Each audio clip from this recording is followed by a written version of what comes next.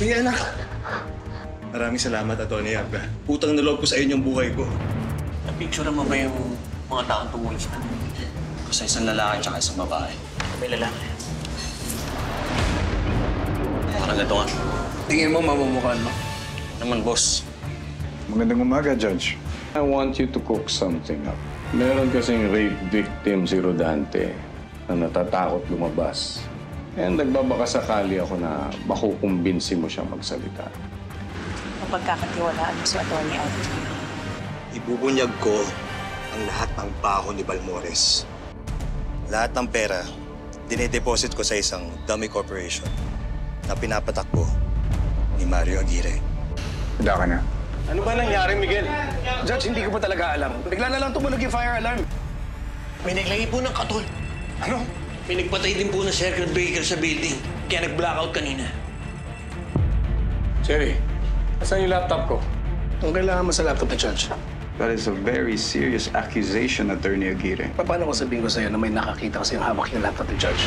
Oras na mapatunayan ko na ikaw yung nagnakaw. Napatawag ka na ni Judge sa conference room, may meeting daw kayo. Sigurado ako na yung magnanakaw na yon ay nasa kumpanya natin. Akala ko na, sa gubat lang tatagpuan ng ahas. Dito rin pala. Judge, huwag mo ko papatayin. Pero pag nagkamali ka, alam mo na ako anong mangyayari sa'yo.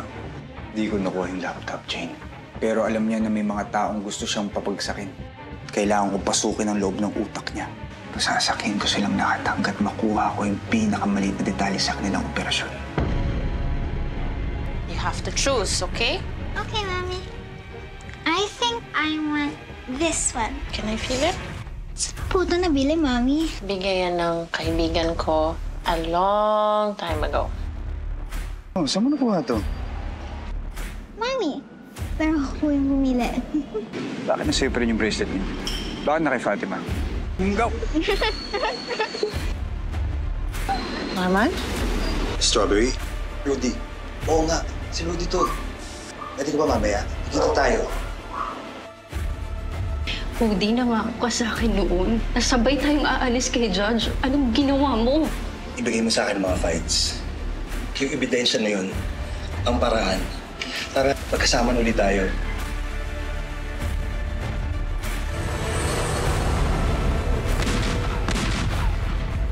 Yung kasalanan lahat ni Rudy.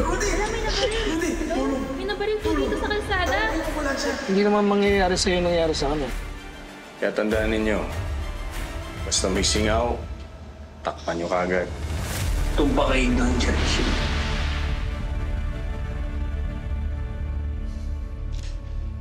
Ako yung dahilan kung bakit napatay si Rudy.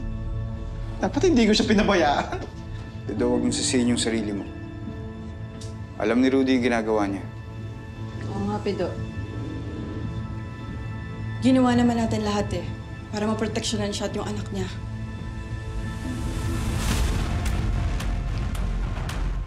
Malinaw na nilaglag si Rudy ng contact niya sa law firm.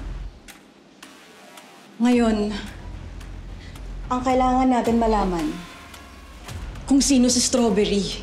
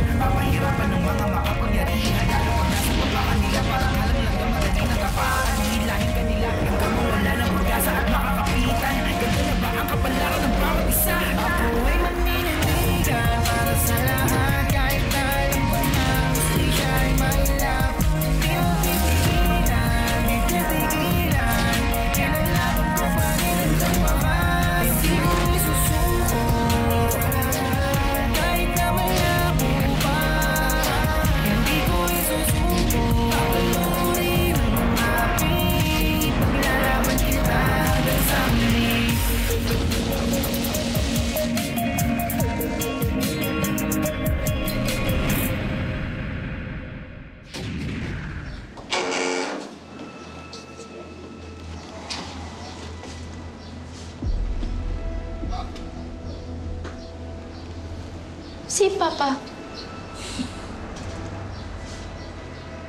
Di niyo siya kasama?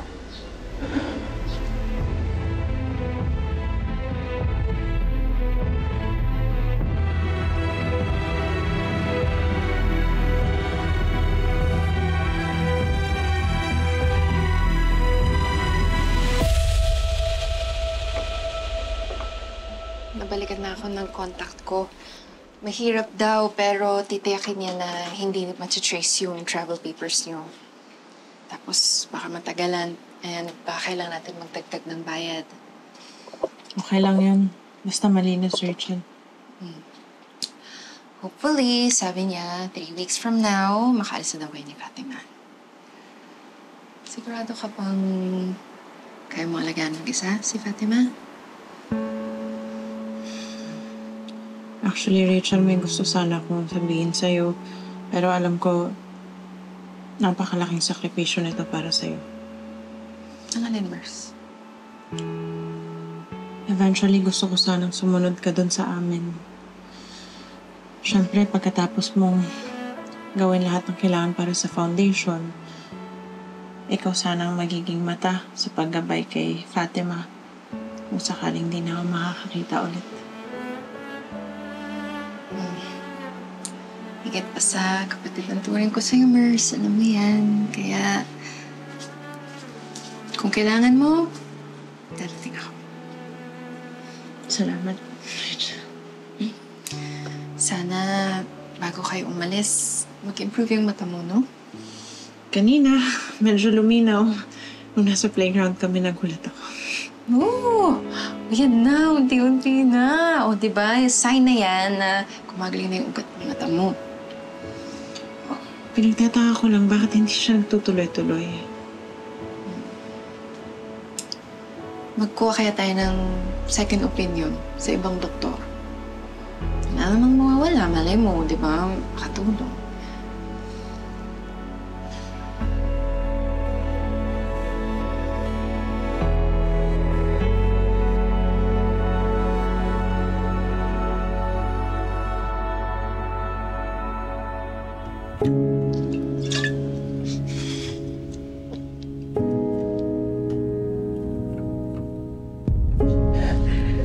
Mahal na mahal kita, Strawberry. Pangako, magsasama tayo. Kasama ang anak natin.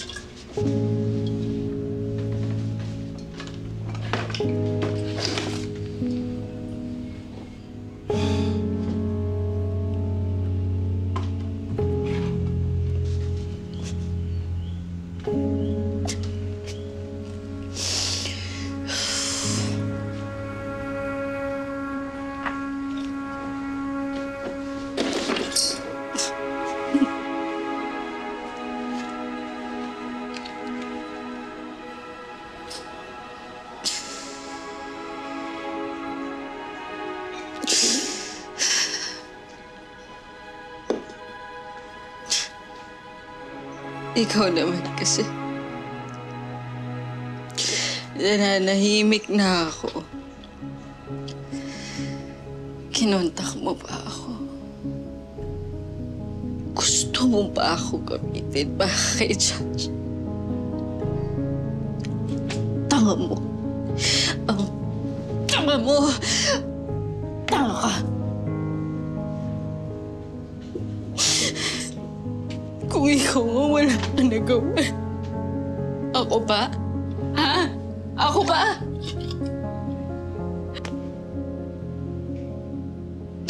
Kaya sorry. Sorry. Mahal kita, Rudy. Pero mas mahal ko yung anak natin. Pahinga ka. Pahinga ka. Huwag mo na akong gulay. Huwag na akong gulay. Please. Please. Aba.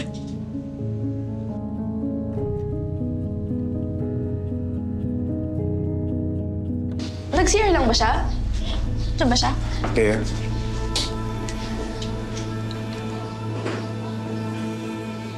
May kailangan kang malaman.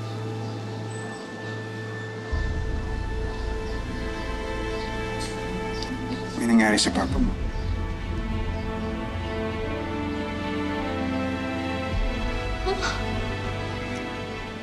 Mahirap sabihin. Pinatay nila yung papa mo.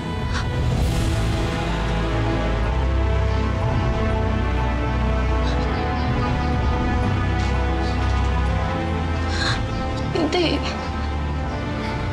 Hindi totoo yan. Hindi totoo yan. Hindi totoo yan. Sorry. Hindi totoo yan. Nasaan si Papa? Ano ginawa nila kay Papa? Hindi. Hindi. Gusto ko siya makita. Gusto ko siya makita. Bea, hindi pa pwede. Delikado pa. Wala akong pake! Tatay ko yun! Karapatan ko yun! Hindi niyo ba naiintindihan? Tatay ko yun! Karapatan ko siyang makita! Wala akong pakialam kung delikado!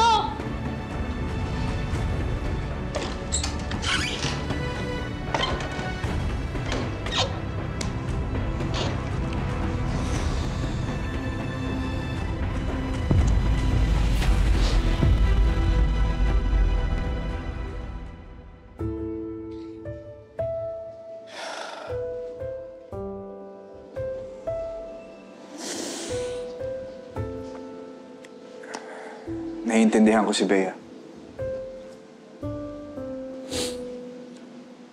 Ano? Papayagan mo siya? Jane, tama siya. Karapatan niyang makita ang tatay niya. Wala tayong karapatan na ialis sa kanya yun. Paano kung pagtangkaan pa rin ni Balmores yung buhay nila? Pido, hindi tanga si Balmores para ipapatay ang mag-ina. At ano, kumatak pa ng atensyon ng publiko. Nakuha na niya ang gusto niya sa kanila. Wala na silang silbi kay Balmores. Pero para makasiguro, babantayin pa rin natin sila, Bea.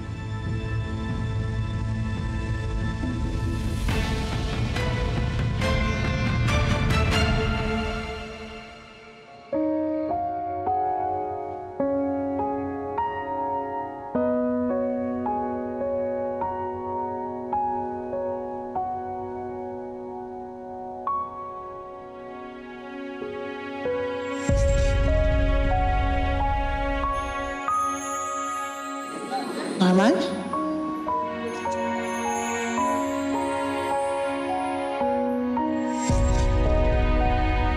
Si Norman kaya ang nakita ko? O baka naman pinaglalaroan lang ako ng isip ko?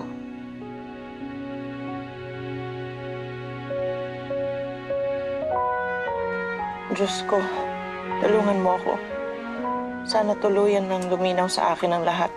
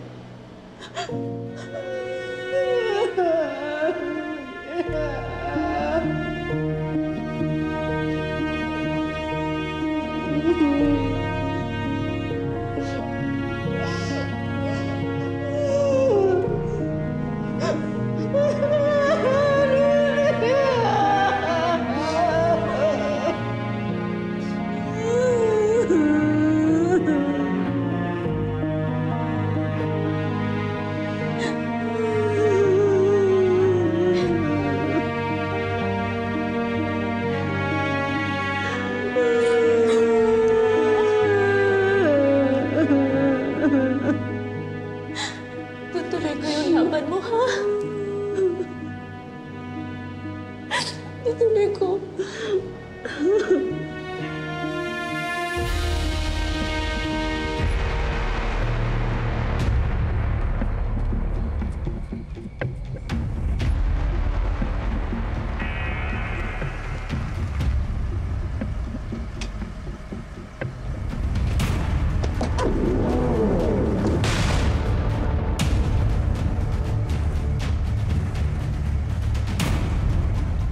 Si Brando, alisto kayo.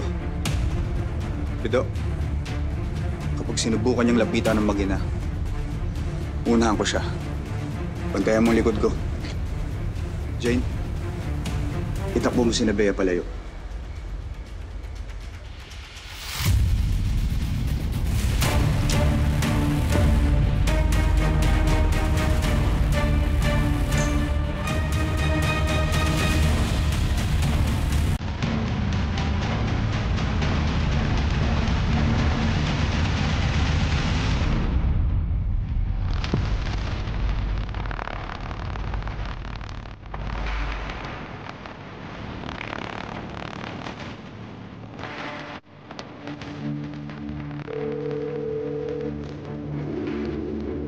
Hello, Dodge. Nakita ko na yung mag-ina. Silang dalawa lang. Walang kasama. Tutumbang ka ba?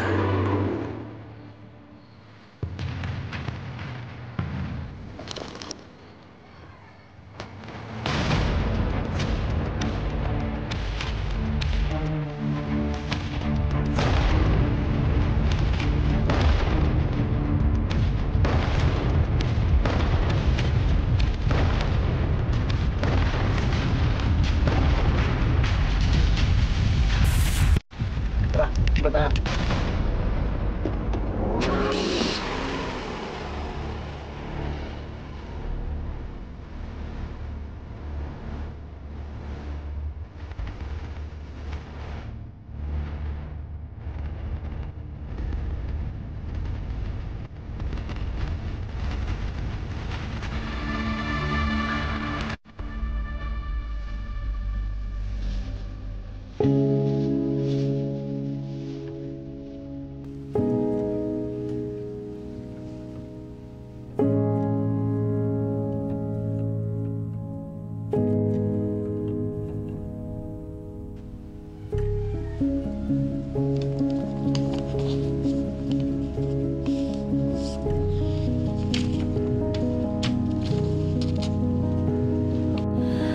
Anak, inaasahan ko na makukuha mo ang mga sulat na ito sa mga gamit ko.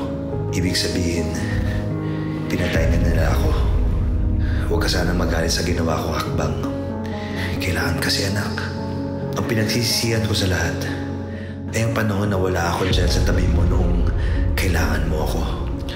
Simula ng pinanganak ka, ikaw ang nagsilbing inspirasyon kong maging matagumpay na attorney alang-alang sa ating pamilya. Ikaw ang pinakamatapang at pinakamapagmahal na taong kilala ko. Taos puso kong ipinagmamalaki na ikaw, Bea, ang anak ko. Mahal na mahal kita.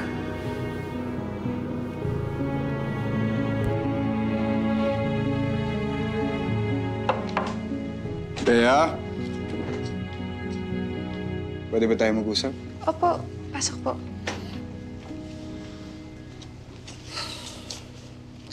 Alam ba ng mama mo na nandito ka? Pumayag siya? Desisyon ko na po to, attorney. Huwag po kayong mag-alala. Tiniyak ko po na walang nakasunod sa akin papunta dito. Bakit ka pa bumalik, Bea? Dapat sumama ka na lang sa mama mo. Doon lang matatahimik ang buhay mo. Ang buhay niyo. Hindi rin po ako matatahimik doon. Gusto kong gumante. Gusto kong pagbayaran ni Balmores lahat ng ginawa niya sa lahat ng tao na inapi niya. Lalo na kay Papa.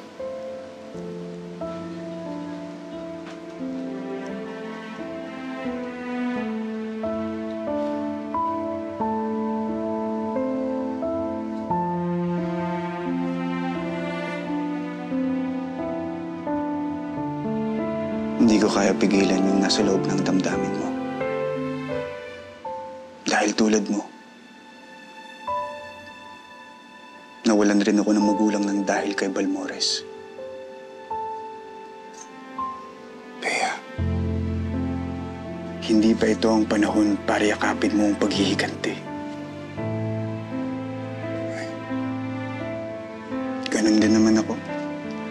At si Jane.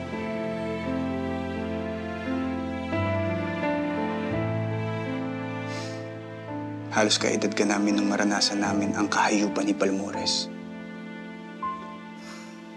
Galit ang bumalot sa aming pag-iisip.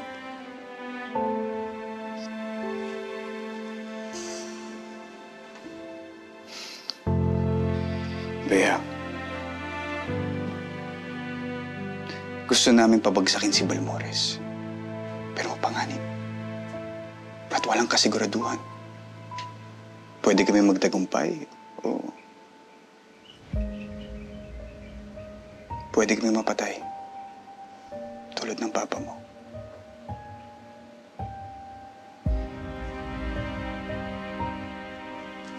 Pero naroon ng pag-asa. Kung sakaling mabigo kami, nandyan ka para ipagpatuloy ang laban. Papag-aralin kita sa pinakamahusay na eskwelahan sa Maynila. Sagot ko lahat ng kakailanganin mo. Pero, ipangako mo sa akin na mag-aaral ka mabuti. At kapag handa ka na, kuhin mo kung ano nararapat. Hindi lang para sa papa mo, kung hindi para sa lahat ng inapi at pinatay ni Balmores. Ipangako mo yan sa akin, Bea. Pinapangako ko po, Attorney Abra. Hihintayin ko ang iyong pagbalik, Bea. Maraming salamat, Attorney Abra. Maraming salamat, Ate Jane.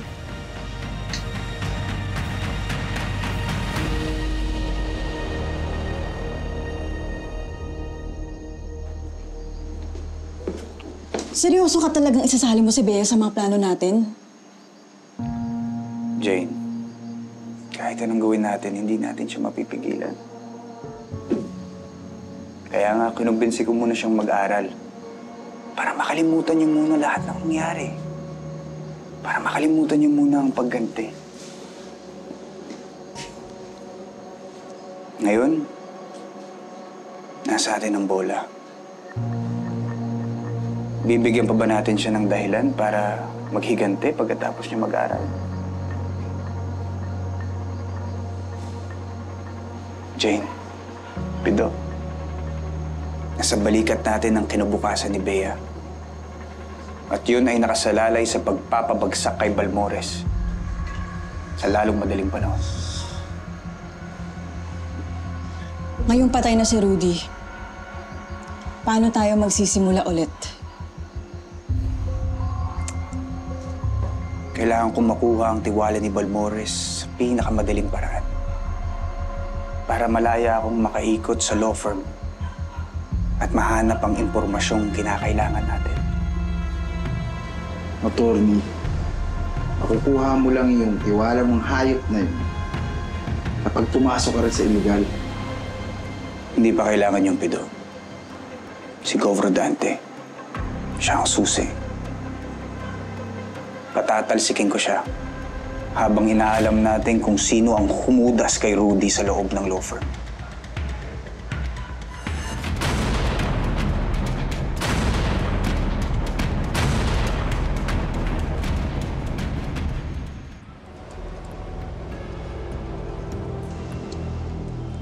Ano next move niya, Judge?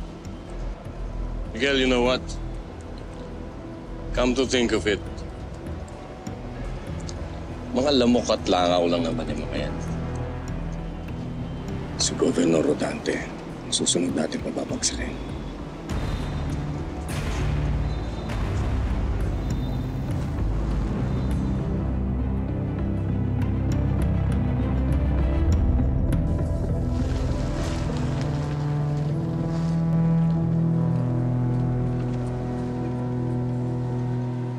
Gob, sigurado ka ba makikipag-usap ka dyan kay Judge?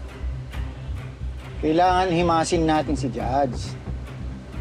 Para hindi halatang may plano akong pabagsakin siya.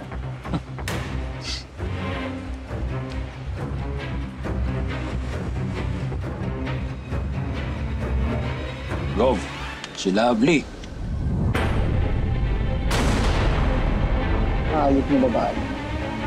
Mukhang magpapagamit pa kay Judge para lang pabagsakin ako. Anong gusto mong gawin ko dyan, Gov? Burahin sa mundo yan. Sa lalong madaling panahon.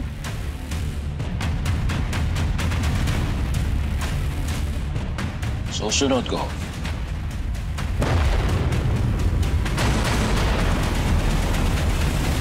Ako'y maninindigan para sa lahat. Kahit na alam ko na ang hustisya ay maulap. Di mo bibigyan. Cherry, yung trabaho mo, Salamat po. may panibago kong trabaho para sa'yo. Okay ka lang? May problema ba? Cherry, kung kailangan mo na makakausap, nandito lang ako para makinig. Meron akong alam na makakapagpapagsak kay Rodante. Sex videos. Laging bit-bit ni Rodante yung mga USB files na yun. Gusto ko sanang makasuhan na kaagad ng Rodante na to at mapatalsik na siya sa pwesto sa lalong madaling panahon. Pagtulungan kayong dalawa para siguraduhin ninyo na maipanalo tong kaso ni Lovely. Sana nga matapos agad yung kaso para makaalis na kayo, di ba? Pagkatapos nito, wala nang makakapigil sa akin na pag-alis ng Pilipinas kasama si Fatima. Anyway, I just have to work with Attorney Abra for now. Bakit hindi ako when I can tell you the provisions of the law myself? Selos ka ba? Si Dad ang pumilit. Kay Dad ka magprotesta kung kaya ng pagkalalaki mo. Sigurado ako gagamitin nila si Lovely laban sa akin. Para mapatalsik ako sa pwesto. Anong plano mo, Gob? Brother, ako nabibira kay Lovely. Pag may bumalag, birahin mo na rin. Sige, sige.